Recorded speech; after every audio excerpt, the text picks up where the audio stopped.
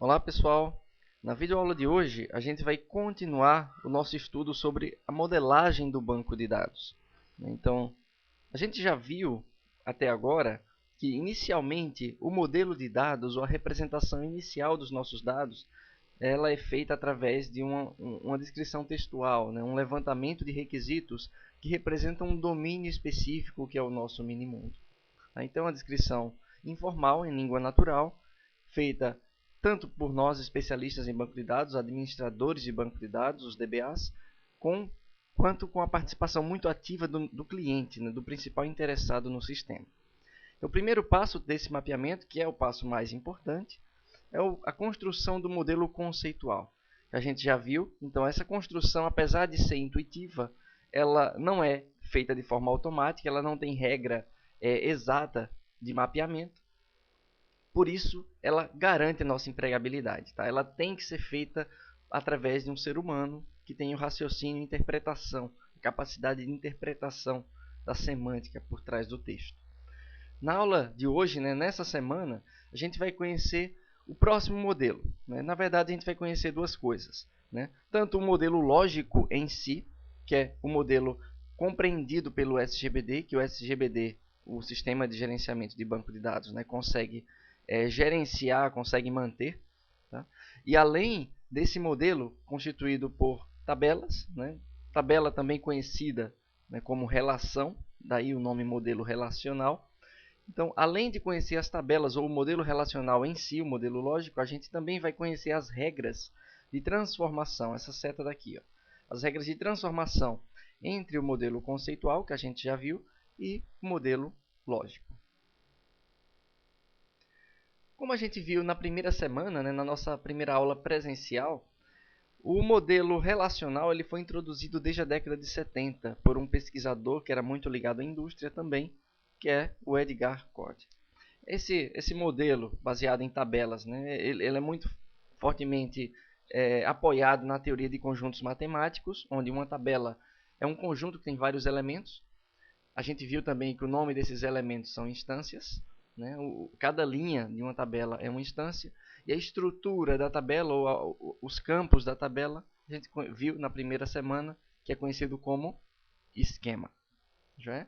Esse modelo relacional, foi o primeiro modelo que realmente vingou na indústria.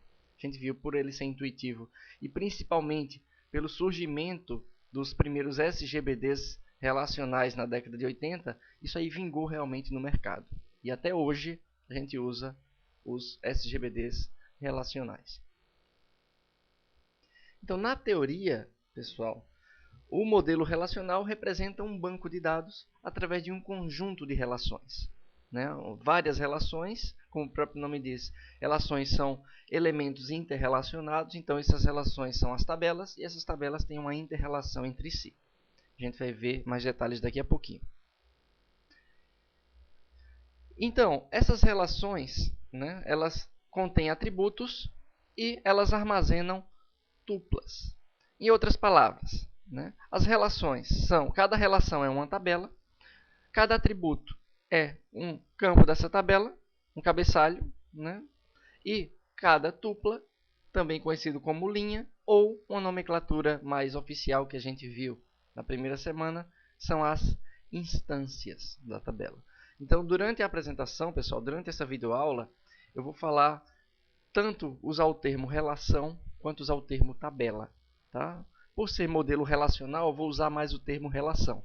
Mas sempre que eu falar relação, é um sinônimo de tabela. Tá joia? Então, uma relação é a tabela como um todo. O conjunto de atributos, cada atributo é um campo. Tá joia? O conjunto de atributos a gente viu que é o esquema. E cada item dessa tabela, cada item de dado, cada linha da tabela é o que a gente conhece por instância, que eu aqui também vou usar o nome tupla. São sinônimos. Já?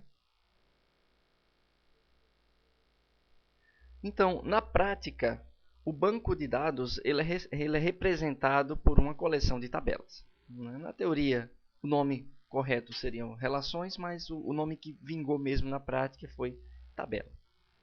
Então, aqui a gente tem um exemplo onde tem tabela disciplina, tabela aluno e a tabela aluno-disciplina.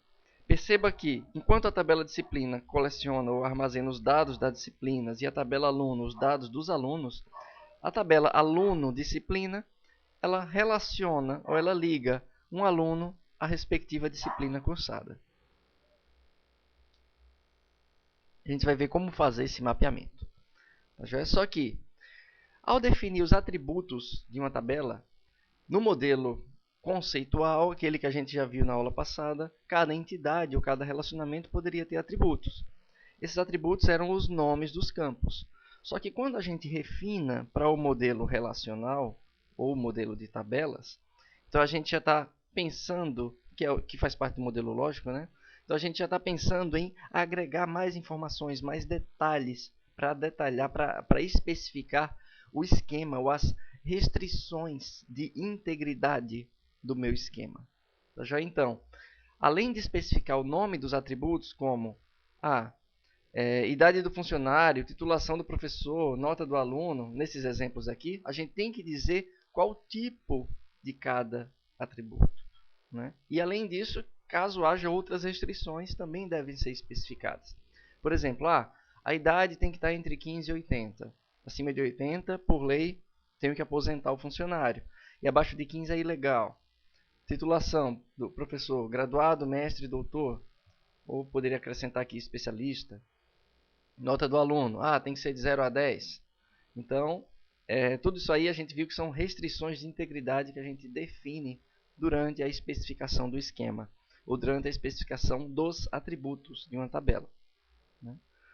Um tipo de dado ele tem que ser especificado de acordo com o domínio, tá? Uma vez que a idade do funcionário ela pode ser entre 15 e 80 no Brasil, mas em outro país pode ser diferente. Ou em um outro sistema onde o funcionário é um voluntário, não tem restrição de idade. Já então a gente tem que ser específico do domínio. Cada restrição é inerente a um domínio. E o esquema da relação, como a gente já viu, é o conjunto desses atributos. Tá? Já é o conjunto da estrutura, da especificação das colunas de uma tabela. Para especificar o esquema, eu tenho que dizer qual o nome da minha tabela, ou o nome da minha relação, né? O nome de cada campo, de cada atributo, qual o tipo desse campo, quais outras restrições eu posso empregar nesse campo, como, por exemplo, a restrição de um atributo-chave ou de um campo-chave. A gente viu que o campo-chave ou o atributo-chave é aquele atributo que não se repete. Isso é um tipo de restrição de integridade. Exemplos de esquemas, né? Então, a relação disciplina ou a tabela disciplina tem ID, ou um identificador, nome, carga horária e a descrição, onde a chave ou o atributo que não se repete é o identificador. Aluno, identificador, nome, idade, telefone. Agora perceba que essas descrições aqui em cima ainda estão incompletas. Eu preciso definir ou detalhar ainda mais a questão dos tipos de cada campo. Então, o identificador é inteiro, o nome é string, ou é uma cadeia de caracteres. A idade é um inteiro, o telefone é um string.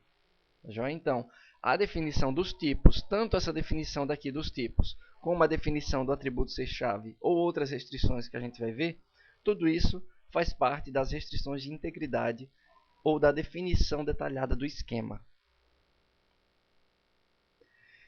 E uma relação ou uma tabela, ela armazena várias instâncias. Então, ela pode ser vista como um conjunto de tuplas únicas, um conjunto de instâncias. Tá?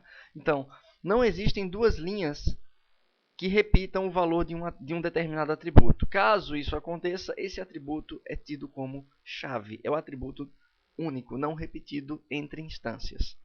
Tá? E a ordem de apresentação das linhas, por ser baseada em teoria de conjuntos, a ordem não influencia. Tá? Então perceba que não necessariamente uma tabela vai estar ordenada. Claro que a gente vai ver futuramente, quando a gente for estudar consultas, que tem como obter um resultado ordenado, mas para a tabela não importa, porque ela é baseada em teoria de conjuntos. Tá? Uma relação ou uma tabela simplesmente é uma coleção de dados. Ela não se preocupa com a ordem que eles foram inseridos. E cada tabela, em um determinado banco de dados, é importante a gente saber que ela tem nome único. Então, no mesmo banco de dados, eu não posso ter duas tabelas aluno, por exemplo, ou qualquer duas tabelas com o mesmo nome. Claro, pode ter tabelas com o mesmo nome em bancos de dados diferentes. Tá? No SGBD, eu posso ter tabelas com o mesmo nome, mas em cada banco de dados, eu não tenho duas tabelas com o mesmo nome. Posso ter várias tabelas, todas com nomes diferentes. Então, como a gente já viu, mas não custa nada revisar, o atributo chave é aquele atributo que não se repete. Quer dizer, eu consigo, através desse atributo, identificar de forma única qualquer tupla ou qualquer instância da minha relação ou da minha tabela. Tá joia? Então, o conjunto de todos os atributos que constituem um identificador único, eles são tidos como atributos chave. Tá joia? Agora imagina só, eu tenho, nesse exemplo daqui da tabela cliente, eu tenho o identificador, o nome, o sexo e o RG. Agora imagina só, nesse caso, o identificador não pode se repetir, então ele é chave. E o RG também não pode se repetir, então ele também é chave. E agora, o que é que a gente faz? Se eu tenho dois atributos chave, como é que eu represento isso na minha relação ou na minha tabela? Simplesmente eu sou obrigado a eleger uma das chaves como a chave principal da minha relação ou da minha tabela. Tá? E agora a gente vai conhecer o conceito de chave primária. Então, a chave que é eleita, a chave principal ou o principal foco de consultas posteriores ou de ligações, de relacionamentos entre tabelas, essa chave é tida como chave primária. Tá? Então, nesse exemplo, a gente elegeu o identificador do cliente como esse código aqui como se fosse uma chave principal, uma chave primária. Agora, o RG não deixa de ser chave. Afinal de contas, ele não pode ser repetido, ele é único. Nesse caso, a gente atribui ao RG o status de chave candidata. Tá? É uma chave, mas não é chave primária. Então, toda tabela, olha só a dica de ouro. Cada tabela só tem um campo que é chave primária. Tá? Uma chave primária. A gente vai ver que pode ser simples ou composta, mas só tem uma chave primária. Mas pode ter várias chaves candidatas. Então a gente fica nessa primeira videoaula nesse ponto. Daqui a pouquinho vocês podem acompanhar as outras videoaulas da semana que vão dizer os detalhes do mapeamento.